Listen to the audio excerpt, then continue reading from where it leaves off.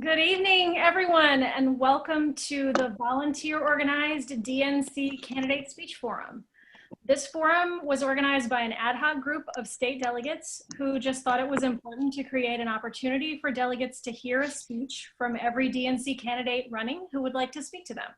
This event is not an official DPVA event. It's just organized by delegates who wanted to put it together. We're not endorsing any candidate, just providing a neutral venue for voter education. Each candidate will be introduced by name.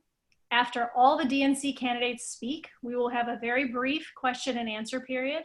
Many people did submit questions ahead of time through email, and we have received those questions. At this time, we will no longer take email questions, so feel free to put any questions that occur to you during the speeches in the chat. We'll receive questions through the chat through the end of the speeches, at which point we will ask the participants that are not candidates to not chat, but we will then have the chat open for the candidates. All the questions will be asked to the delegates, and they will be able to respond visually in their video windows with a thumbs up, a thumbs down, or a wiggly fist if they feel that the question deserves a fuller response or more nuance. Candidates who are on without video can say yes, no, or there's more to it. Candidates can then comment in the chat if they wish, and some candidates will be hosting virtual receptions after our event where you can get your questions answered more fully. And of course, the DPVA is hosting a candidate forum on Thursday. Following question and answer period, we will have speeches from all of the elector candidates. So without further ado, I will introduce our first speaker, former chair Rebecca Daly. Hello, everyone. I'm Rebecca Daly, and I am a former chair of Charlotte County. I live in very southern rural Virginia, and I'm also a member of the 5th District Committee and the State Central Committee. And I'm hoping to get Southern Virginia and the rural areas of Virginia represented at a DNC level. We have different issues. We have some of the same issues, but we have several different issues, one of which is we need broadband, which is why you can't see me on video tonight. Medicare for all is probably the biggest issue I support, mainly because so many people need it. So many people are underinsured and uninsured in this country and can't afford the health care that they need. Excuse me. 41 million newly unemployed people due to coronavirus. And many of those people have lost their jobs. They've lost their health insurance coverage, and that also means many members of their families have lost coverage. So we have millions of people in this country with no health care coverage, and we're facing a pandemic. As well, having been involved in healthcare for decades, I can tell you that the quality of healthcare has dropped dramatically in efforts to cut costs. I'm also a big supporter of the Green New Deal. I believe we're in a climate emergency, that fossil fuels and their use need to end, and that we're facing the 6th mass extinction because of fossil fuel use. I don't think this is something that can wait. I think it's an issue that needs to be dealt with right now. I believe we should end Citizens United. Those elected need to be accountable to their people and not their campaign donors. I've been fighting for equality for a very long time. It disappoints me that we're still fighting for equality for all people in this country. And the current situation tells all of us what a crisis we are in because we have failed to treat people equally and because we have allowed a government and people that we pay salaries to treat people in a way that they shouldn't. One of the reasons I'm running is because I believe in a fair and honest process at every level of the party. We need to represent the people from every direction, the rural people, the workers. I'm pro-union, I'm pro-worker, I'm pro-increasing minimum wage. I think we've devastated local economies by putting all the money to people at the top and not giving it to the people at the bottom who spend it locally. I also believe in free public college or trade school. I want to protect Social Security, which is critical right now as they're trying to cut it. I believe every vote is important, and your vote is more important, or not more important than anyone else's, and neither is the superdelegates. They need to end. We need to demilitarize our police. They need to protect us and not cause problems for us and attack us. This is a time for bold action. We are a country in crisis. We need to do everything that we can to take care of the people of this country, and I'm looking forward to representing the citizens of Virginia. Thank you very much. Thank you very much, Rebecca Daly. Our next speaker will be Mike Miner. All right, thank you very much. Hi everyone, I'm Mike Miner. I want to thank you all for being here this evening, and I especially want to thank the candidate forum coordinators for putting this on. So you might have seen the news today. Earlier, the Supreme Court made a landmark ruling that banned LGBTQ discrimination in the workplace. And I think it's important for us to take stock of just how incredible that change really is. When I was a young man in Virginia Beach, I was fired from a food when my boss found out that I'm gay. And this is what pushed me off the edge of the middle class for a really long time. So today was kind of an emotional moment for me.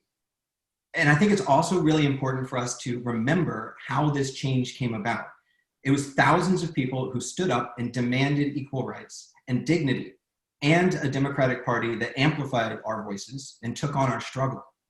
We shouldn't forget that in the midst of this news today, we see thousands of people coming out again, protesting for the right to be treated fairly and with dignity and justice. And over the last 3.5 years, we've seen an unprecedented surge of people standing up on many issues, including ones that once we thought were uncontestable. The right not to be shot in school, to not lock children in cages, to treat climate change like the crisis that it is. We need a Democratic Party that will amplify these voices and take on these struggles. And that's why I'm running for the DNC. Earlier today, I sent you an email with my plan for what specific actions I will take as your DNC member to advance those goals. It starts with establishing a welcoming and inclusive culture. Culture starts at the top, and I'll move that the DNC do this by publicly committing to inviting new grassroots activists into the party as a key part of our strategy to win. I also want to see us invest in new tools and technologies to link individual groups together and expand the reach of local committees. We use these technologies in our personal and work lives daily: social media, Slack, remote meeting apps like Zoom. These are tools that can be tweaked and expanded on, and they will help us grow. The DNC has the unique capacity to make these investments and to put them to use. And this is especially important for growing our party in rural communities and making it easier for young people and families with young children to get and stay involved. And we also need DNC members that prioritize openness and transparency. That's why I'm committing to several specific initiatives that will increase transparency. I'll make public reports on DNC activities available online for everybody. And not just after the fact. You'll be able to see the agenda beforehand and send me your comments. I will also particularly prioritize outreach to underrepresented communities. I'm a member of one of those communities, and I've had the experience of feeling like our issues should be talked about a little bit differently. I also know that I can only represent other communities if I make it a point to reach out and to listen. So you're not going to have to find me. I'm going to come to you, reaching out to every minority community subcommittee in the Commonwealth before and after every DNC meeting. This is the foundation of my plan for what I can do as your DNC member. It's important to say we've seen this work before. In 2008, we saw a grassroots movement spring up and elect Barack Obama to the presidency. Respect, empower, include. That's what they said. Those were the values that made the difference. That grassroots energy is here again. This time, we have to do everything in our power to invite in new voices and sustain the momentum that we see right now. Not for one election, but for many. We're going to need more than 2 years of progress to undo 4 years of damage from Donald Trump. And I believe that we can do it. So if you believe in this vision and that this is a moment we cannot let pass us by, then I ask for your vote on Saturday and for your help in building a stronger, more inclusive Democratic Party. Thank you. Thank you, Mike Miner. The next candidate is Sandra Brandt. Good evening. Hope everyone is doing well tonight. My name is Sandra Brandt, and I want to thank those of the volunteer candidates forum tonight for having me here tonight to talk a little bit about my background and what I plan to do. I'm the chair of the 2nd Congressional District Democratic Committee, and the only candidate running from basically the Eastern Shore all the way to the city of Richmond. I've served on many Democratic committees in the past, numerous ones, ballot, personnel, and several others, including the Platform Committee for the Democratic National Committee. For several years, I've worked in the criminal justice arena, providing a variety of services such as healthcare, which is really important to me, food, housing, education, training, and employment to returning citizens. The agency that I run basically is the only one of 3 in the state of Virginia that works with serious and violent offenders. For 28 years, I've been fighting for restoration of voting rights through 6 Virginia governors. I've been on the front lines of changing how a returning citizen gets to vote. I was part of a small group that had worked very hard to get the State Department of Corrections to get a DMV driver's license and a picture ID, as well as a birth certificate for individuals prior to release. In addition to that, I've been able to get that done with our group, as well as making sure that individuals receive a Medicaid application prior to release. As someone who has followed legislation for a very long time, both in the state and the federal arena, this past year in Virginia, in my opinion, was a banner year for us. I worked during the session as a chief of staff to a delegate, and I was able to see a lot of long-time legislation that I support that passed both the House. For several years, there have been various issues, such as a fishback case that affects 250-some inmates across Virginia who've been sentenced to life, crimes against individuals through hate crimes legislation, possession of marijuana, and of course, the Equal Rights Amendment. I'm running for the DNC for many reasons. First is I want to empower our young leaders to chart the next era of our party. We need their involvement. They should have a seat at the table. Second, for the unforeseeable future, unfortunately, we are basically saddled with COVID-19, and it's probably here to stay. We need to seek funding to develop new and innovative approaches for our Democratic campaigns up and down the ballot to be able to get voter outreach during the pandemic. The local committees, which are our backbones to our party throughout the country, we need to get those individuals invested in growth and equip them with the kind of resources they need in order to elect Democrats.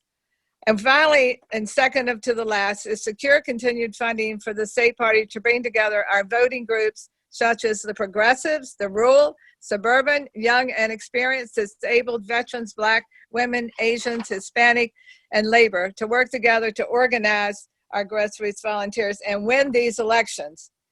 I will proudly represent Virginia on the DNC committees that will provide information and best practices that have worked well in other states, and I will bring that back to Virginia. As far as issues are concerned, I will continue to work on healthcare, which I think is a human right for all of us, continue to increase the Supplemental Nutrition Assistance Program, SNAP, and keep working on our constituents to assist in obtaining their unemployment and other incomes that are so important during this crisis we're in. And making sure, most of all, that our most vulnerable, our citizens, have food and shelter. Once again, thank you for this opportunity to be with you tonight, and I ask and will be honored to have your vote on June the 20th. Thank you. Thank you very much, candidate Sandra Brandt. Our next candidate will be DNC member Steve Cochran. Good evening. Thank you for that kind introduction, and thank you to all the organizers who worked so hard to provide us all with this opportunity to address the delegates from across the state. I know a lot of hard work goes into these events, and we thank you. I'm running for re-election to the DNC in order to continue to serve our party and Democrats like you from all across the Commonwealth. I'm a lifelong Democrat. I've been involved with the party since I was 18. As a young Democrat, I helped start 4 different Young Democrats clubs and had the honor of serving as the Virginia Young Democrats president from 1986 to 1987. I served for 18 years as chair of the Montgomery County Democratic Committee, and if you don't know where Montgomery County is, when you look at the election maps the day after the election, it's the little blue island out in the sea of red that is all of the western part of Virginia. I'm a longtime member of the DPVA Central Committee. I'm a graduate of the Sorensen Institute Political Leaders Program, former board member of the LGBT Virginia Democrats. I'm a life member of the NAACP.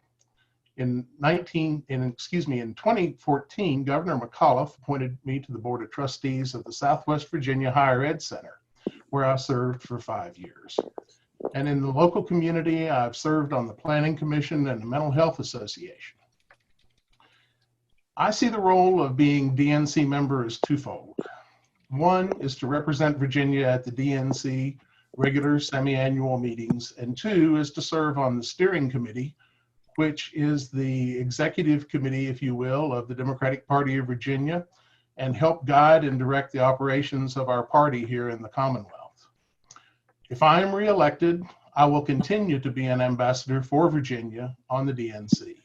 Since my first meeting, I've been lobbying for funding and campaign resources for Virginia elections in the cycles of 2017, 2018, and 2019. I'll continue to work to make the party more open and transparent. An example of that was my vote to eliminate superdelegates votes at the 2020 Democratic National Convention, essentially taking away my own vote, but it was a reform that I thought was right for the party at the time. I'll continue to support party efforts toward utilizing technology to the fullest in order to win this November and beyond. We face a new kind of campaign this year, but what we learn will serve us far into the future. I pledge to establish a two-way communications pipeline.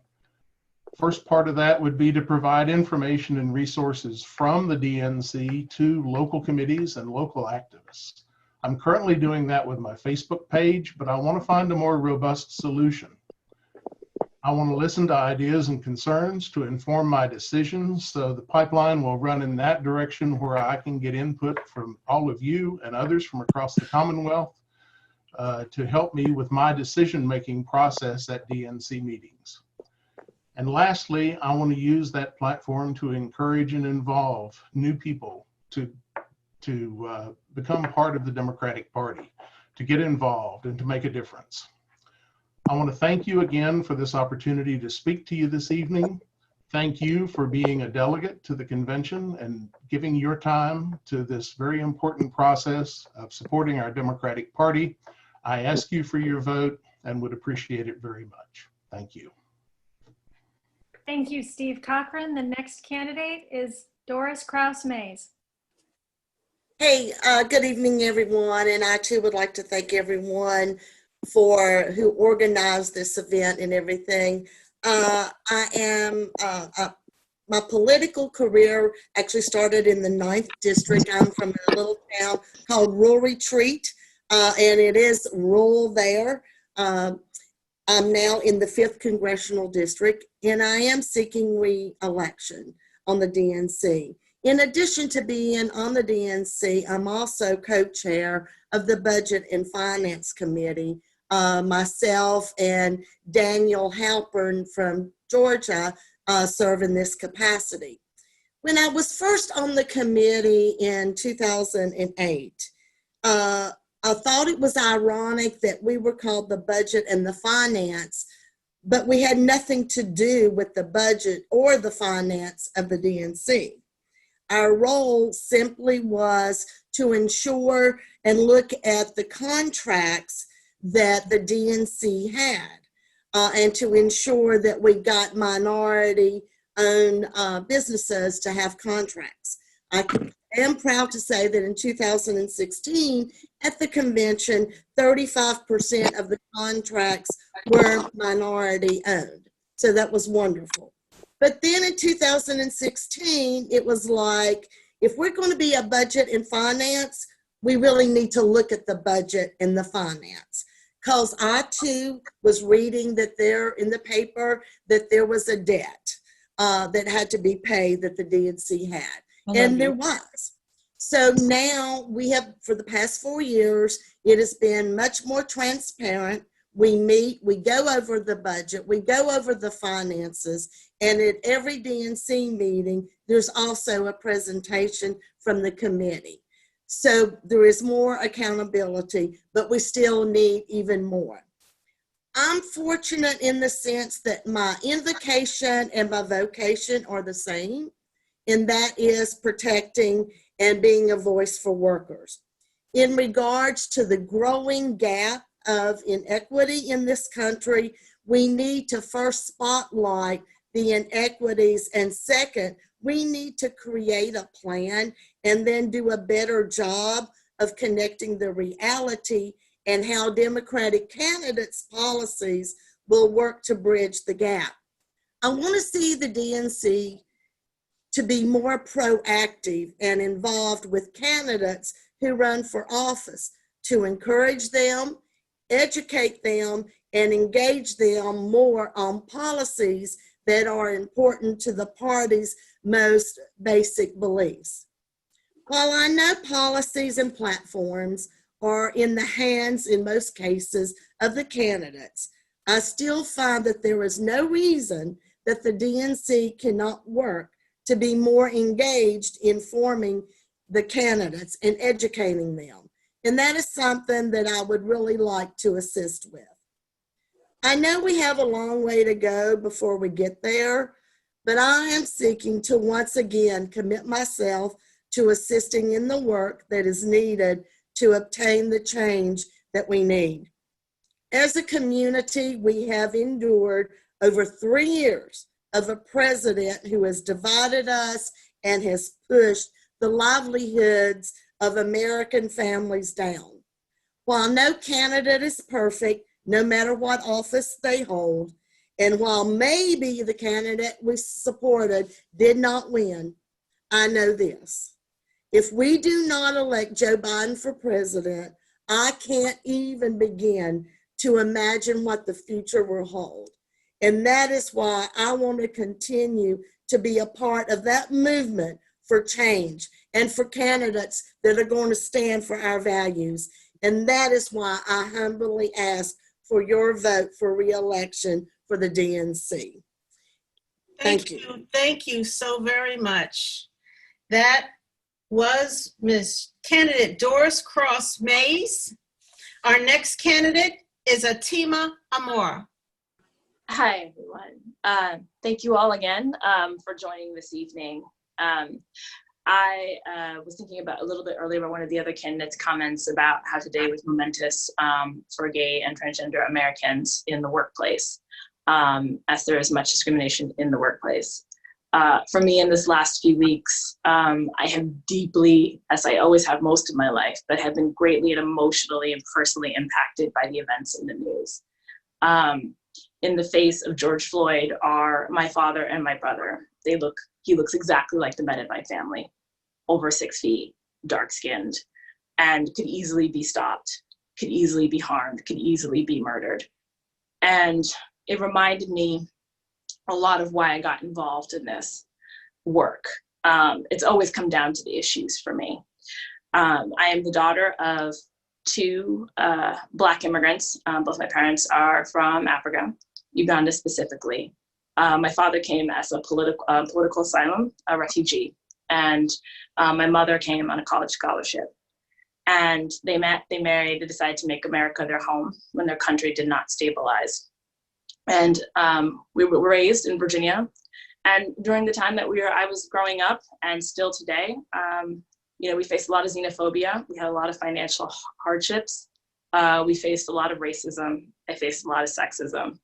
But that informed me about the importance of why I should get involved in politics. And they encouraged me to do work that gave back to the place that I called home. And so I began my work after college. I became most engaged when I saw George W. Bush, Iraq War happened, participated in walkouts on campus, but also when he signed an abortion ban that did not take the exception for the health of the mother, with all old white men behind him. And I said, I need to get involved. I need to be a part of changing our country. And so I worked on several campaigns for the last decade, over a dozen on federal, state, and local campaigns. I was an organizer for SEIU. I worked for 1199 out of the Northeast. I organized healthcare workers for about a year. I worked for Project Vote and a community organization, Acorn, registering voters in low-income communities of color. All of this has informed my work in the time that I've done it. And it was important for me to do all of that work because it was important to make sure these communities understood about being participatory in the participatory democracy that we have. I will also add that for me, I got involved in the Young Dems because the Democratic Party spoke to me on the values that I held dear. I moved up the ranks of the Virginia Young Democrats and eventually became the president of the Young Democrats of America in 2013. I had the honor of being the first Black person and the first Virginian in its 80-plus year history to serve. And after that time was over, I wanted to figure out how I could serve. And that's how I ended up on the DNC, and I ran for that slot in 2016 and was lucky enough to be granted that privilege by the voters, many of you who will be voting on Saturday, some of you voted in 2016. And in my time there was a couple of key things. I look at the DNC as a plate to make sure that we are able to be positioned to elect the type of candidates that we need, advocating and working to pass the policies that we believe in. I served on the Transition Advisory Committee for Tom Perez, which put back into place 50 straight, if some people would understand it as 50 state strategy funding. It was under Howard Dean, who was DNC chair several years back. He believed that state parties should all get financial support from the National Committee to be able to do that work. In 2017, everybody believed that there was a blue wave and it was coming, but we didn't know for sure. And a lot of folks said, well, let's get that money into going into 2018 races and 2018 supporting state parties then. And I said on that committee, if Virginia is the first step this year. We have a statewide ticket, we have House of Delegate seats to elect. And if there's gonna be a blue wave, it's gonna start in Virginia. Yes, it will, Atima. Thank you. Thank you so much for that. Of course. Do you have like one word you want to wrap up with? Oh yeah, sorry. I know I've got a little bit. Yeah, you were on a roll, but it's okay. Yes, I would say if I'm elected, 3 things that I want to focus on. 1, reforming our presidential nominating process. That's something the DNC does control. It's no sense that Iowa and New Hampshire need to continue to go first. We need to have we need to have states that go first that reflect the diversity of our party and our country. Can you just name those second and third? Second and third, engaging underrepresented groups in politics, making sure that we're hiring staff and consultants and vendors who are about reaching out to disenfranchised white voters, Black and brown voters, young voters, these people who have not been engaged by the party but are coming out in droves for us. This is the direction that our country is going. These people are sympathetic to democratic values, and we need to make sure we're engaging them in our party, not just as activists, but also as people who are running our campaigns and our candidates. We so very much appreciate you, Atima, and thank you very much. Thank you. The next candidate is Morgan Jameson. Hi there. Good evening, everyone. It's an honor and a privilege to go after Atima. And before I get into myself, I'll just say how much I align with her in general.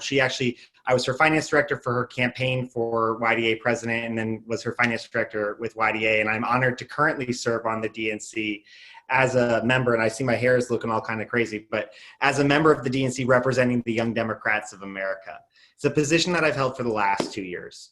A little bit about me. I was actually born in Morgantown, West Virginia, hence my name. My father wanted to name me Thor. He lost out on that debate. My mother wanted to name me Gordon. They named me after the exit sign for where I was born. Fast forward 8 years, I'm at the state party convention in Richmond. I'm pulling on the jacket of a guy named Don Beyer, who asked me to go volunteer and knock on some doors for him. So I said, sure. That's when I got started, and that's when I got the bug. I've been knocking on doors since I was 8 years old to elect good quality Democrats up and down the ballot. I have done everything I can to serve this party. I've worked in the General Assembly for 5 years. I have worked for issue advocacy organizations. I even started a PAC here in Virginia called the Competitive Commonwealth Fund to help support candidates in rural areas in ruby red districts where otherwise our party doesn't normally invest that time in. Because it's important to me that every voter have a choice on election day, and that every time that we have a candidate, they are out there being an evangelist of our message of the party, and more so a listener. One of the commitments that I make to you tonight is, like I do with the Young Democrats of America, before every DNC meeting, we get a package of information of what to expect to vote on. And then I will send that information to you to listen, to hear from you on what you want. There were over 250 emails from Virginia to all of us DNC members supporting the climate debate. Only 3 of us voted in favor of that. I voted in favor of it because YDA asked me to. I personally chose to vote against or vote for superdelegate reform to strip our own powers for that because it was the right thing to do to take away that undue influence. To me, it's important that we are representative. If elected, I will be the first openly gay person serving on the DNC from Virginia. I know there's Mike who's running as well. I would be honored to have that opportunity, but you know, things are the way they are. I am very fortunate to have lived in this great Commonwealth my entire life and have had the opportunity to work for candidates up and down the ballot for decades and do everything we can to elect them. I want to make sure that we are listening to you, that we are engaging you. And one of the reasons I'm running here in Virginia is because currently less than 15% of DNC members are under the age of 50. And I don't say that to be ageist. I say that because it's not representative of what our electorate is. And by shifting over to serve here in the Democratic Party of Virginia allows for another young person to serve for the Young Democrats of America. That's a decision I made last August, and I've been working at it since then, building additional relationships, working to find folks to work on this and support and help everybody up and down. I'm not afraid to stand up and say what I think is right. I'm not going to be bullied. I'm not going to be blackmailed. I'm going to fight for the values that we believe in, and I'm not going to be one of those people who stands aside and rolls over because they're facing a tough challenge ahead. I got into this knowing that it's going to be difficult and that there are so many great people running, and I'm honored to serve with them and would be honored to continue to serve with anybody who gets elected. Currently, I'm endorsed by over 100 DNC members across the country, including the LGBT caucus chair, Earl Folks, who I spoke with earlier today as I was in DC just across the river when the Supreme Court decision came down. I was at my office, and he lives in DC, but beside the point. Yeah, we're at time. Is there anything you want to say, one word and 1 or 2 sentences in closing? Absolutely. Again, I hope that you consider voting for me, a voice for young people, a voice for progressive change, and somebody who will listen to be a voice for you and not speak when it's not my turn either. Sorry to cut that off. It's okay. Thank you very much. Thank you, Morgan Jameson. The next speaker is Esther Lee. Thank you for spending your Monday night on yet another Zoom call. I think we're all a little bit zoomed out. My name is Esther Lee. I'm honored to speak with you today. I know there are a lot of delegates out there, and what a great way to meet the wonderful people that are running. And I really don't think you could go wrong with any of these candidates. Like many of you, I got involved in college. I think I went to my very first rally was with Bill Clinton, and he is an amazing speaker, and I got bitten by the bug, and since then I've worked on countless campaigns, knocked on tons of doors, and organized fundraisers.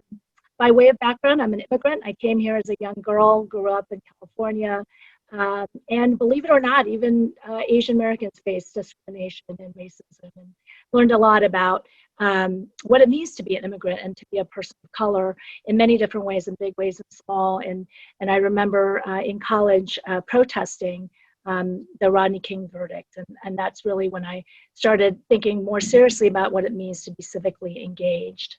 I was lucky enough to get a great education at Harvard and at MIT. I had worked in technology before moving down to DC, and I thought, what am I going to do? I'm a business person in a political town, and I got very lucky with great mentors who encouraged me to serve in the Obama administration. So I ended up being the director of the Office of Innovation and Entrepreneurship, helping to figure out what the federal government can do to foster more innovation and entrepreneurship all across this country. As most of you know, all net new jobs in this country were created by entrepreneurs and startups. So a really important issue, and continues to be an important issue, especially today, where small businesses and startups are struggling to survive. After that, I was lucky and honored to serve as Secretary of Commerce and Trade for Virginia. And in that role, I really learned about how diverse our state is. I got to travel to Lee County and Loudoun County and Albemarle County and Arlington County and all throughout, and learning about the different issues that really matter to Virginians. And they are different, as one of our speakers said. And so my goal, if elected, is to listen to all Virginia Democrats, making sure that our priorities are reflected at the DNC.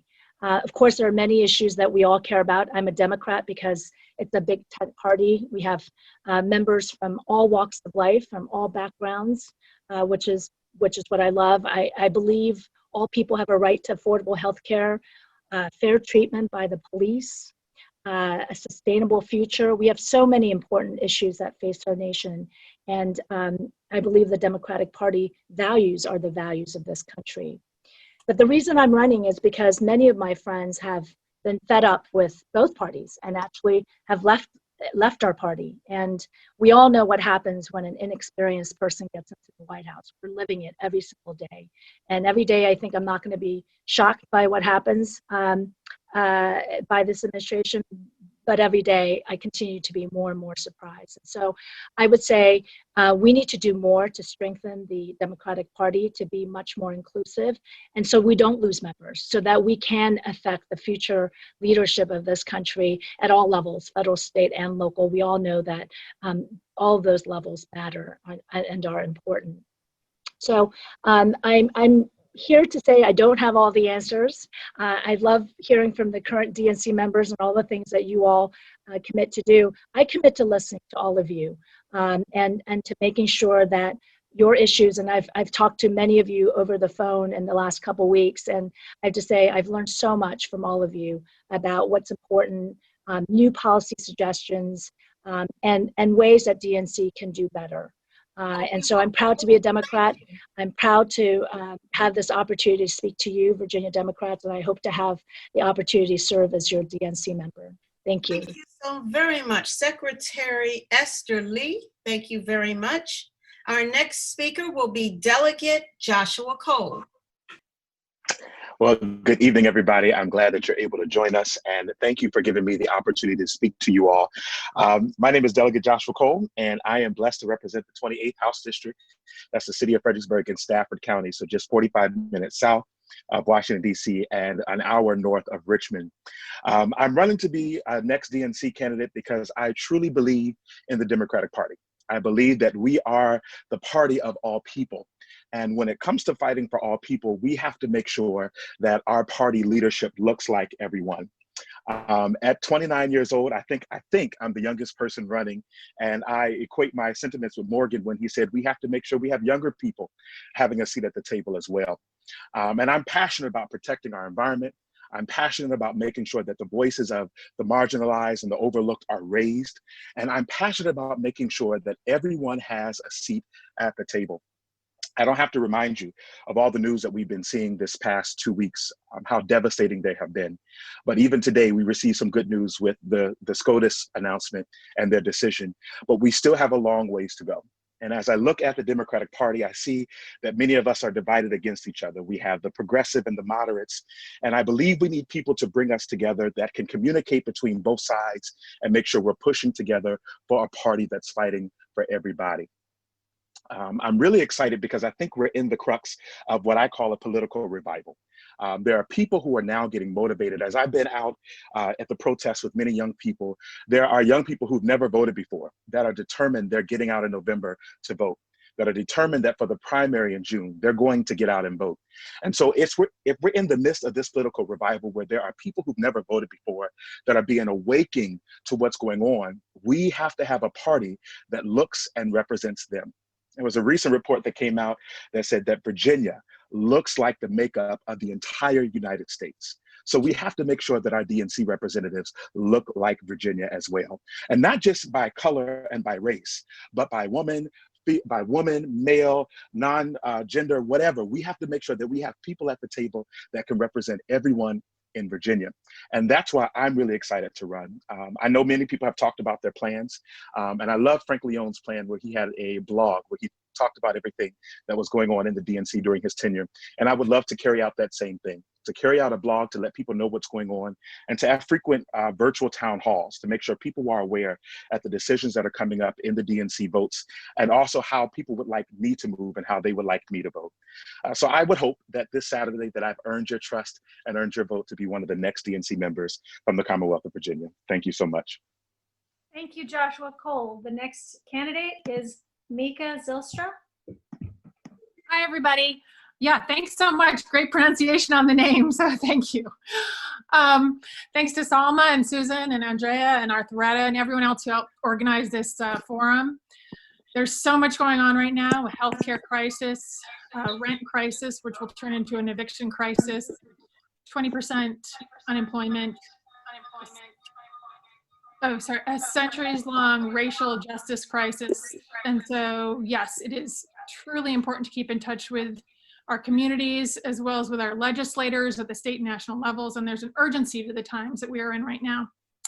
But I wanted to address two main points. What motivated me to run for DNC and what is my relevant experience? So what motivated me was lots of inspiration from family and community members. My name is a Dutch name. My father was born in the Netherlands and was a child when the Germans occupied in 1940. He has memories of health and welfare insecurities during that time period. He moved to the US for college and he met my mother at Emory University. And during that time in the 60s, when he was working as a maitre d' at a hotel, he actually saw Martin Luther King Jr. and shook his hand. I don't know if there's other voices on the, at any rate, my mother was raised in upstate New York and one of her brothers lives there. And when the oil and gas came to town to start hydraulic fracking, he vigorously attacked their claim to eminent domain and what they called compulsory integration of gas-bearing shale deposits. His report played an integral part in the New York DEC's decision in 2015 to prohibit hydraulic fracking. And having grown up in Florida, I'm always around water, learning about the importance of natural aquifers and Everglades and coastlines that have been devastated by oil spills, not to mention the open pit phosphate mines that the EPA has now abandoned to state officials, and none of the state officials are going to do anything about it. But I was also inspired after attending the 2016 state convention, particularly hearing Yasmin Taib give her speech, and by attending the forums at the national convention in Philadelphia. There's currently not, I don't think there's much representation from Central Virginia at the DNC. It seems most of the DNC members are from Northern Virginia or Richmond. And so instead of other politicians using Charlottesville as a talking point, I want to share what we have learned and what we need and how we've improved with our newly elected officials since the 2017 events. I want to be a good representative of Charlottesville and continue to demand generate change locally that could be replicated nationally.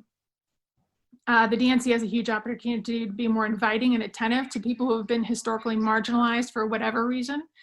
And there is a need to lift up these folks and to listen and encourage their candidacies.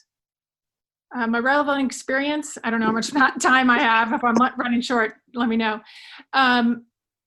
I know that many of us here are hard workers, conscientious workers, generous volunteers. I've canvassed and or hosted canvas launches for our local, district, state, and national political candidates. I'm very comfortable with fundraising and field organizing apps. I've worked with Van while canvassing, as well as when the Seville Dems registered and coordinated the caucus participants for the 2018 caucus. We, the Democrats, need to encourage justice-oriented, future-leaning candidates to run for office and help them get there. And I hope you'll support my candidacy. Thanks so much. Thank you. Thank you, Meike Zylstra. And the next candidate will be Jay Bhandari. Good evening, everybody. My name is Jay Bhandari, and I am running because I belong to a minority community of Asian Americans, and we are underrepresented. So we need to include diversity in the party as well as in the governance. In difficult times, we need to set and be responsive to the current situation occurring in our nation. From the coronavirus pandemic to the racial injustice towards the Black community, to replacing a president who only has self-interest at the expense of its citizens. It is the DNC member who will set the platform to bring responsive changes. My name is Jay Bhandari and I'm running for DNC member. I'm running because we need someone to represent the minority community. I am optimistic about our ability to fight these obstacles with the right leadership. I believe in diversity, unity, and positive thinking. I would love to work hard in resolving the issues which affect most to the middle class and the poor. We have been forgotten. I have been a grassroots volunteer for the Democratic Party since 2004 and continued to be a community activist, advocate, and a leader in numerous capacities. I helped to register immigrants, voters in Virginia. I have been a vocal advocate for $15 minimum wages, universal health care for all, immigration issues, strict gun control measures, climate change, restoring social security, affordable education, college education for free for poor and at affordable price for others. Making college free in the community college, totally free for everybody. Middle class support will, I am supporting and advocating for justice reform as we continue to fight for justice for the Black community. I have been involved and served in democratic and progressive organizations for a long time. This work has always been very important to me. I would like to curtail and reduce the influence of the superdelegates at the DNC. Additionally, I serve as the Commissioner of the Virginia Public School Authority Board for last 5 years and is still continuing. Elected Biden's national delegate. I am Central Committee member of Virginia Democratic Party and member of Outreach Committee of DPVA. I'm vice chair. I'm vice chair. Time. Okay. So is there, if there's a last sentence you'd like to make, if you could wrap it up in 1 or 2 sentences? Okay. I humbly ask your support to serve and represent you at the DNC. I will listen to all voices and I will promote diversity and inclusion in our party of all. I will request you kindly vote for me and I will make sure that I listen to you and I will represent you in real manner. Thanks a lot. God bless America and God bless you. Thank you so very much. Delegate Elizabeth Guzman is our next speaker. Oh, thank you. Thank you for organizing this event. I am Delegate Elizabeth Guzman, and I proudly represent the 31st District in the House of Delegates, which includes parts of Prince William and Fauquier counties. In 2017, I was elected as the first Hispanic female immigrant to the Virginia Assembly by defeating a 26-year incumbent.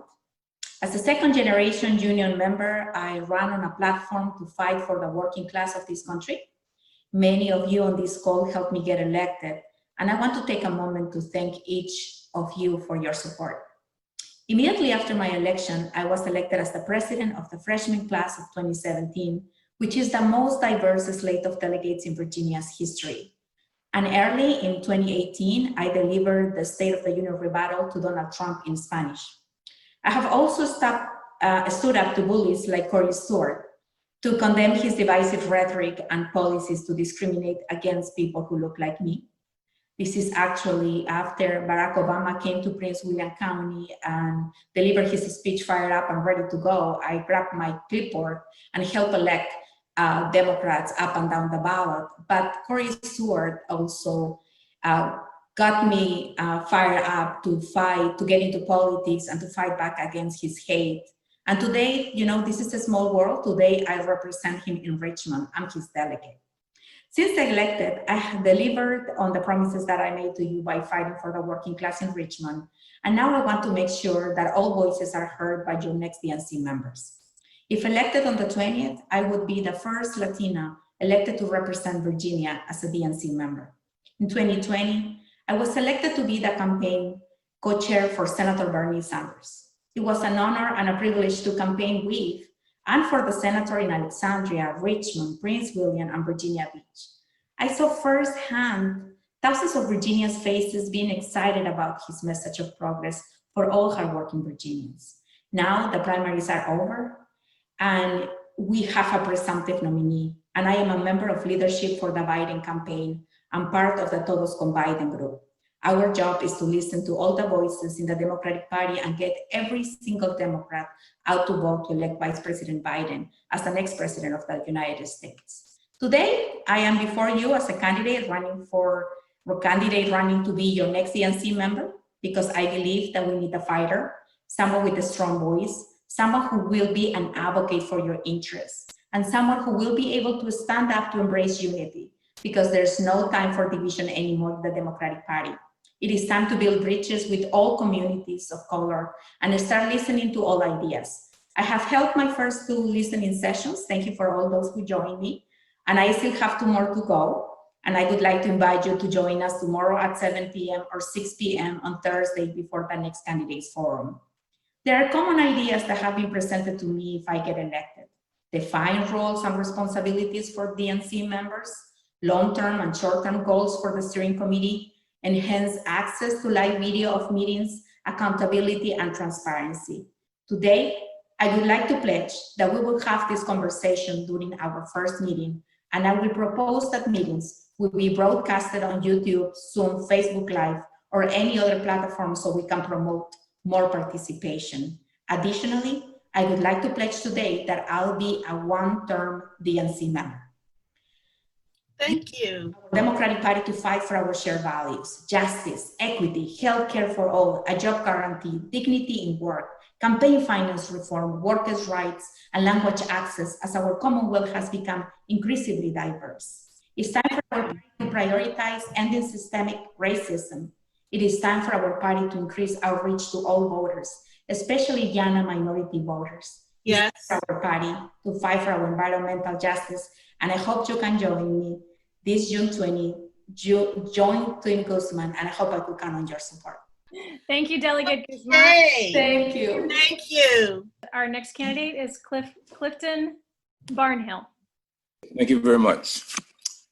Yesterday, I was standing in went to the Shenandoah Mountains, had to get away from some of the turmoils where I was. I live in Henrico County. And I was standing there and I saw 2 flags, one of them a Virginia flag, one of them an American flag.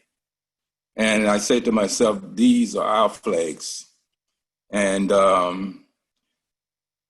but behind those flags were storm clouds.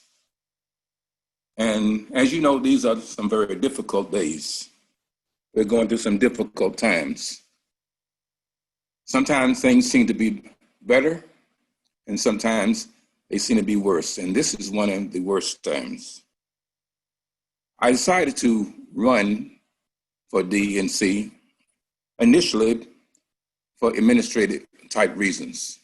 And those reasons were concerning transparency, openness, and something I call knowing how to say thank you. But now I have seen something that lets me know that my voice needs to be on the DNC, because there needs to be a voice that can resonate with people, to let them know how I feel, because how I feel is how a large number of people feel in this state and in this country. Our young people know what I'm talking about. Our young people, both Black and white, they know that there's got to be a change. We can't keep remaking the wheel over and over again. We've got to solve our problems. And so I want to be a voice in that regard. So therefore, I'm asking you to vote for me for DNC member on June the 20th and the 21st. Now, my favorite issues that I'm really very strong about is healthcare and social justice. I've been working in social justice for a long time in my life, since I was 13 years old. I marched in the civil rights era. I marched to open up the lunch counters. I'm showing my age, but I have been there. And I'm still here at my age and we're facing the same problems. And I want to be able to use that experience to resonate with the people in our DNC, the people in our country, to let them know that there has got to be a better time. I thank you very much for your participation. Thank you for the people who organized this. Please vote for me for DNC because I think you need my voice. Thank you. Thank you very much. Mr. Boyd Walker is the next candidate. Hi, I'm Boyd Walker, and I'm from Alexandria, Virginia, just across the border from Washington, D.C. Even though I live in Northern Virginia now, I also have a house in Marshall, Virginia, in Fauquier County, and I've lived in Charlottesville, where I went to UVA. As a matter of fact, I went to Northern Virginia Community College, I've been to George Mason, and I went to UVA, and I graduated from public high school here in Alexandria at T.C. Williams High School, home of the Titans. And soon we're going to change that name because T.C. Williams was a segregationist. And we need to change the names of things named after Confederates, segregationists, and take down Confederate monuments across the United States.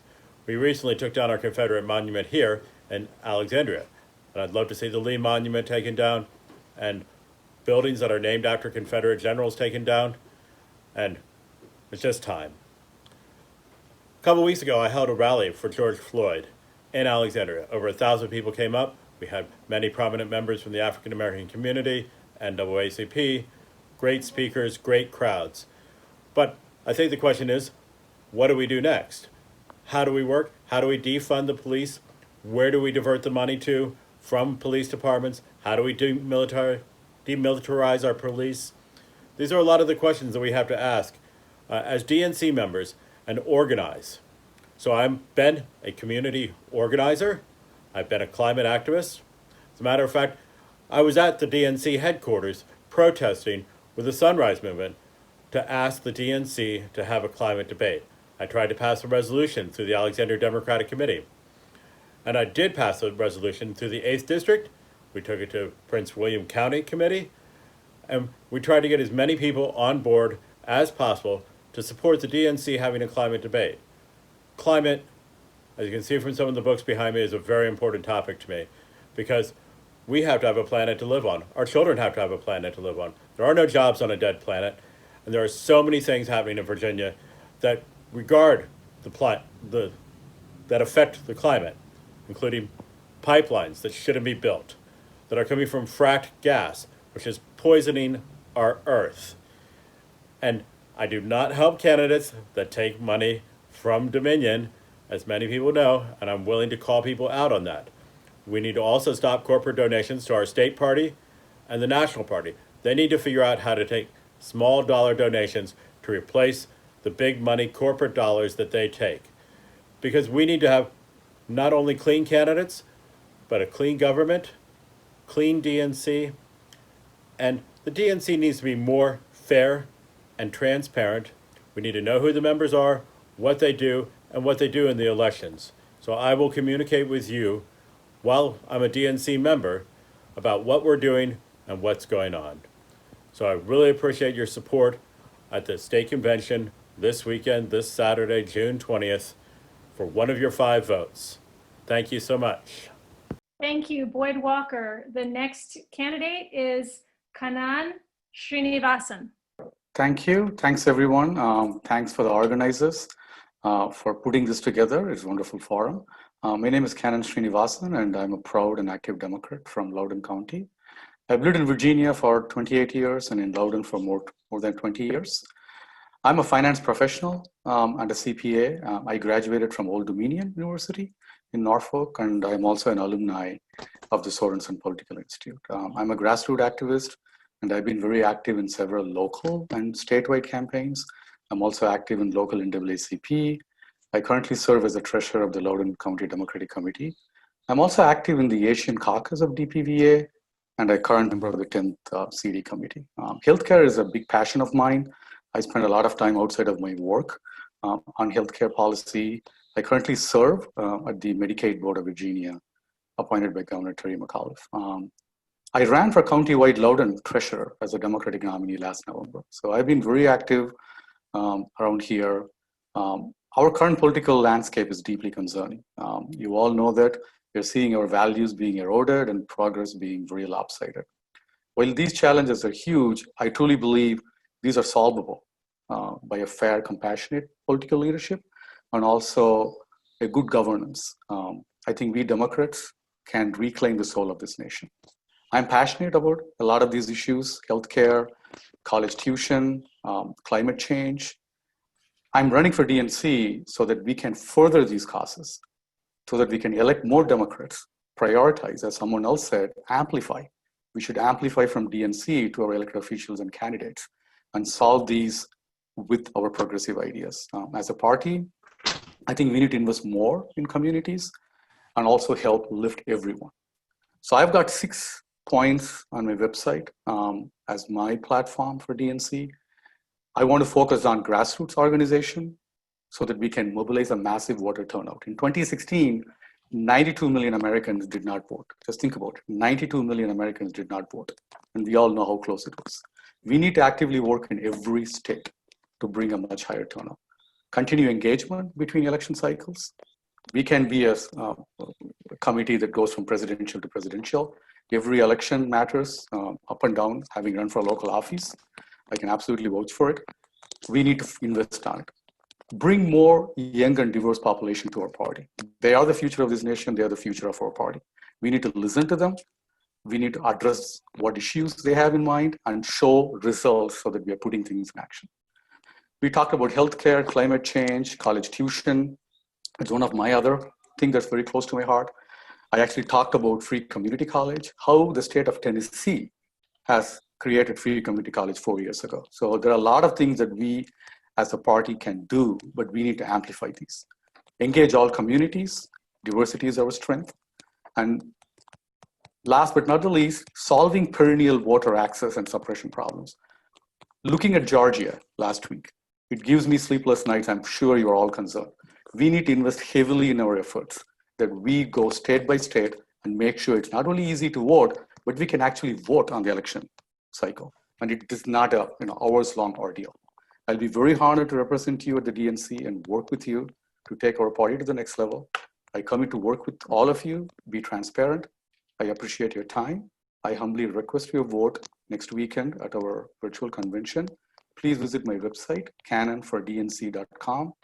Thank you very much. Again, thanks to the organizers. Thanks to every one of you taking time on an evening, and please stay safe. Thank you so much. Thank you very much, Kannan.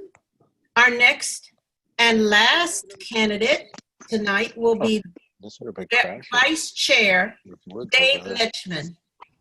My name's Dave Leichtman. Leichtman, okay. Thank you, Arthur. I'm the Vice Chair for Technology and Communications of the state party. I am real quick gonna.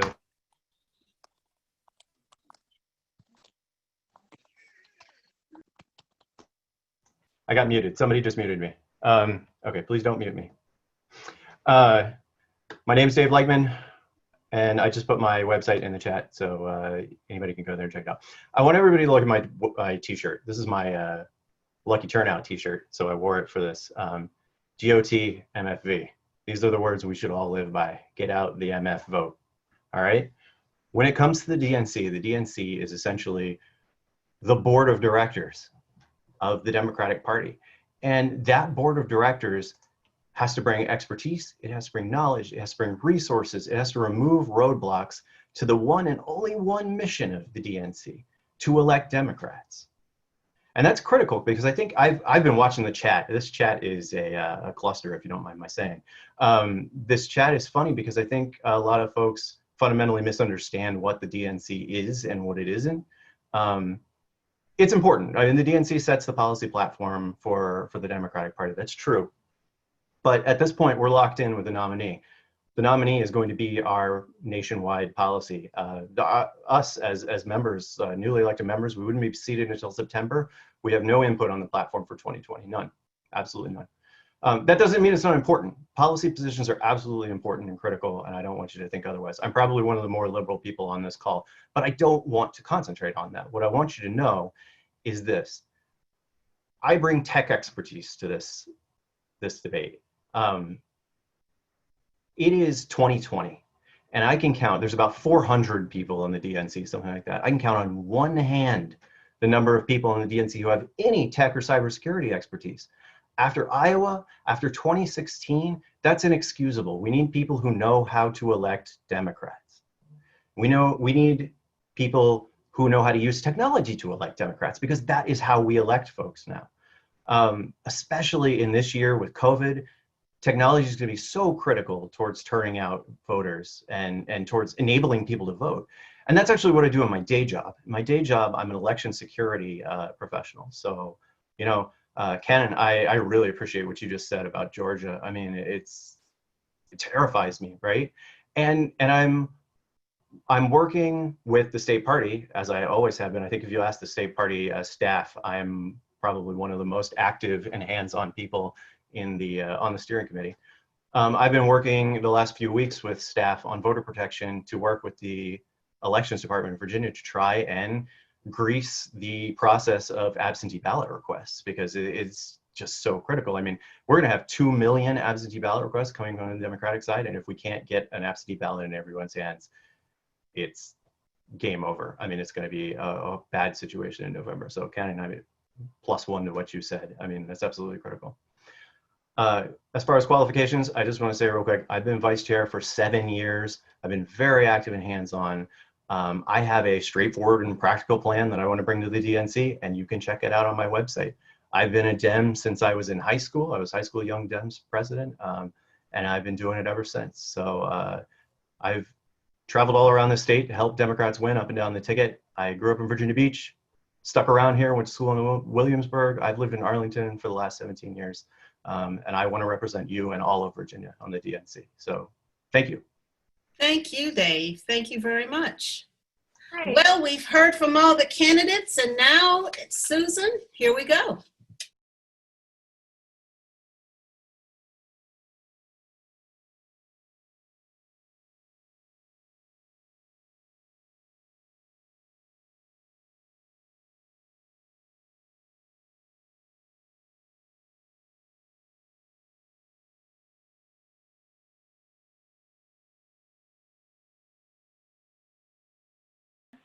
I will introduce our next speaker, who is running for Elector, DPVA Chairwoman, Susan Swecker. Hi, everybody. Thanks so much for having me this evening, and reaching out and pulling this together. And I'm so glad I was able to jump on. I am running for Elector, but first I just do want to just commend you all for pulling this together and staying together and sticking with all of us over these last couple of years. We've all been through, a lot since that dark night of November 2016. And I never thought that I would live to see Virginia go for a Democrat, Hillary Clinton, and then Donald Trump get enough electoral votes or get enough votes to win the presidency, if in fact he did win, really. But we have since then continued to lead the way, and we've had some really bright spots along the way. The statewide elections in 17, electing 3 amazing congresswomen in 18, and being a part of that pivotal taking back the House of Representatives. And then last year with the State House and State Senate elections, and it's good to see Delegate Cole and Delegate Guzman, who were a part of this blue wave these last several years. But one moment that is just etched in my mind that I just can't forget is the pride I did feel the day that I joined Virginia's electors on the state Senate floor in December of 2016. And watch them cast their votes for Hillary Clinton. But just as etched in my mind, I had pride, but I also had so much pain. The pain we all felt, that all of us who believe in justice and fairness feel when enough electoral votes were given, gave the keys of the White House to a man who has since day one operated a criminal enterprise out of an office that he doesn't deserve, didn't earn, and doesn't understand. And every day of my life, I have woken up since then, doubled down, even more determined to make sure it doesn't happen again. So here we are. And many of you on this call have known me through many stages of my political life as party chair when I was elected party chair in Howland County at age 22. And I'm not going to tell you what year that was, but, or maybe through the DNC, because as party chair, you're a DNC member, a strategist, a campaign operative, or even a donor or an organizer, and then party chair these last 5 years. Virginia Democrats, these next couple of months are the most important ones of our lifetime. It will determine whether we have a democracy and the fate of our country, as well as, quite frankly, the fate of this world.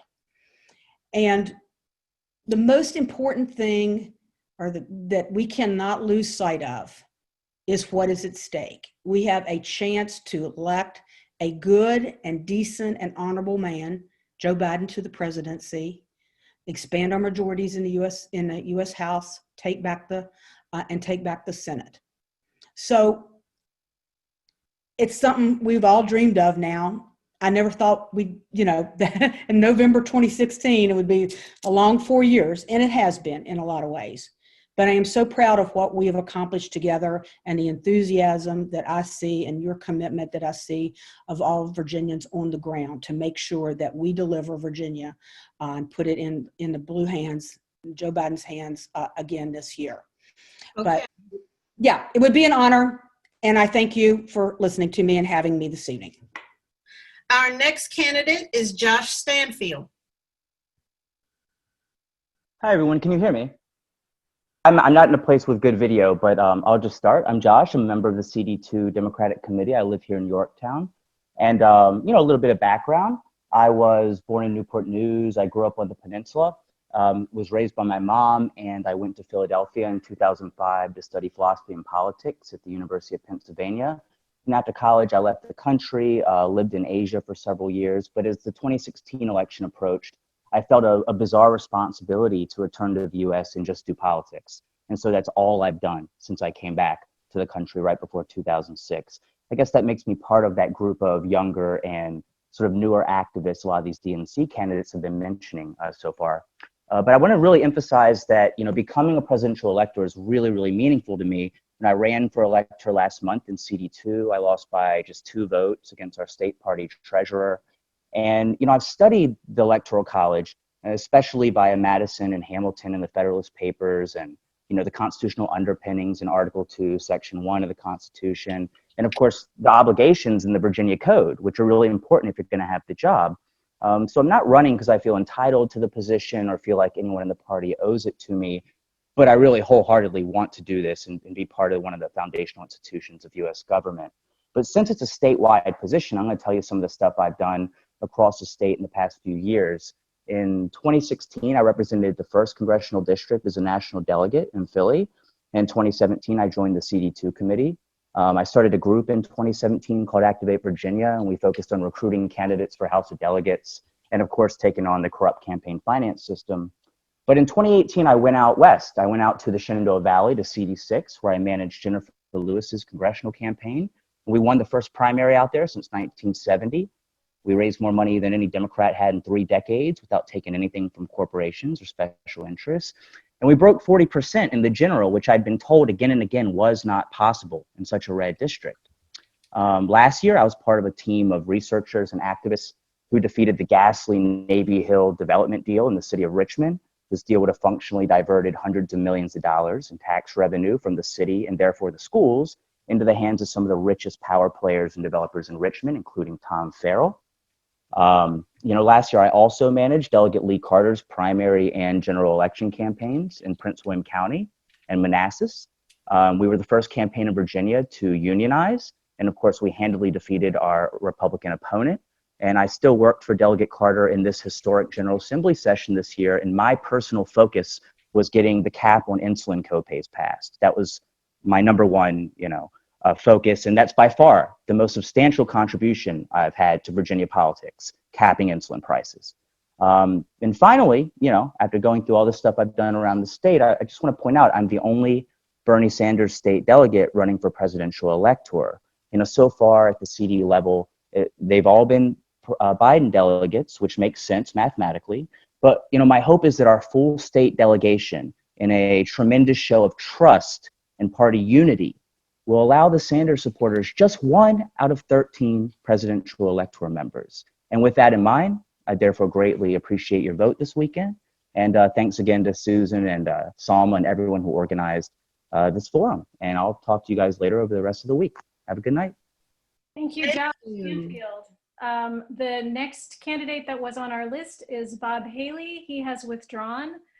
Our next candidate for elector is Chair Margot Horner has sent a representative, Craig Hines. Thanks.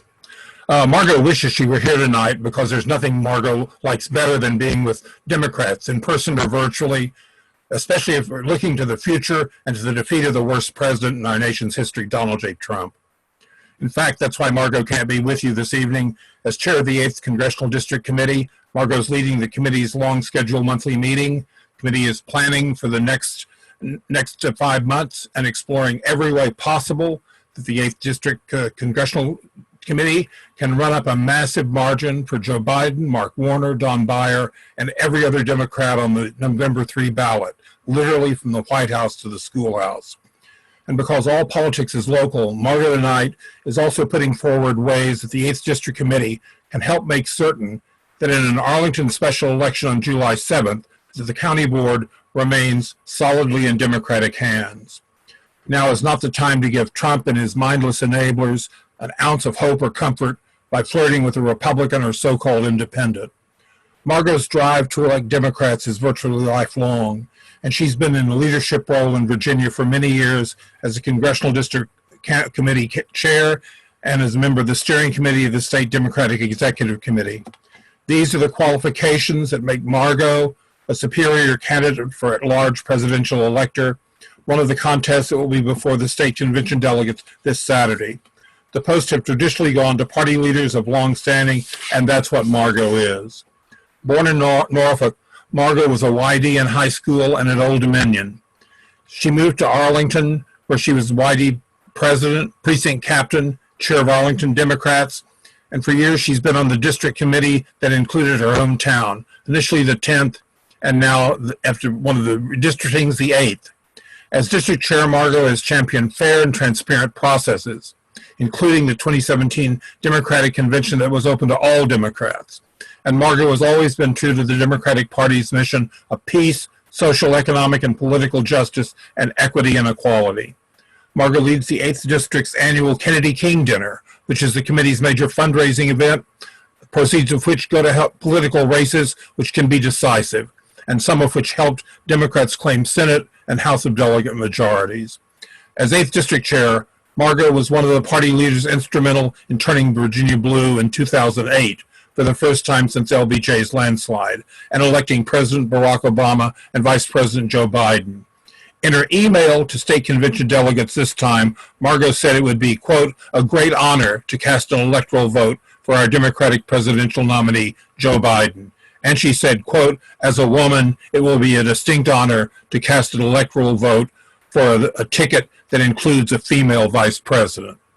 For the record, Margot pledges to be a faithful elector. It's an honor to speak for Margot and to urge you to vote for her as one of the 2 at-large electors who will be selected on Saturday. Thank you. Thank you, Craig. Margot will be proud. Kimberly Adams is our next candidate. Good evening, everyone. Can you hear me? Yes. My name is Kimberly Adams, and I'm asking for your vote this Saturday to be one of the 2 presidential at-large electors. I know that you'll have much to consider on your ballot, and I want you to place your trust in an education professional. As a teacher, I feel it's important that our teacher voices are in the Electoral College representing Virginia. I'm going to share 3 reasons why I think I should be one of your votes for elector this weekend. I want to serve as your elector so that I can use this position to educate young Democrats, especially in our high schools, about the Electoral College based on my own experiences, with a thought to how to improve the presidential election process in our future. Number 2, I want to cast a vote for the presidential nominee, whoever that may be. I am dedicated to the Democrat who wins against Donald Trump. Initially, I felt that might be Elizabeth Warren. I had met her before she entered the race for president while I was campaigning for a congressional seat myself, and she remembered my name. After she withdrew, I was still glad that Bernie Sanders was a candidate, as he carried my progressive values and expressed much of what is in my heart for the future of our nation. But in the end, it seems that Joe Biden will be our guy. And I'm glad that his wife, Dr. Jill Biden, is a teacher, and education issues should be at the top of his list. I hope we will shape a Democratic narrative that is something everyone can embrace. Number 3, I pledge not to run to serve in this capacity in the future if I win. I think it's important that this experience be open to a wide variety of representatives of Democrats in Virginia over the years so that many may share their knowledge. Education is more important than ever in the face of this pandemic. As the president of our teachers union, I've spent my time supporting our frontline teachers and students during our virtual learning. The leader of our nation is an embarrassment to our citizens. We must elect the entire Democratic team across our nation to replace the incompetents. It would be my honor and my responsibility to carry out the task as presidential elector, to cast one of those 270 votes necessary to change our course in history. I hope you share my belief that a teacher's voice is critical at this time in our nation, and that you will select me as one of your 2 votes for at-large presidential elector this weekend. My name is Kimberly Adams, and I look forward to having your vote. If you have any questions, I will put my website into the chat, and I appreciate anyone who would take a look and ask any questions. Thank you. Thank you, Kimberly Adams. Okay, thank you guys very much. This was really well done. The people that participated have been wonderful. Everybody's really come together, and thank you guys so much for a great experience. Yes, thank you very much. You all have a wonderful evening.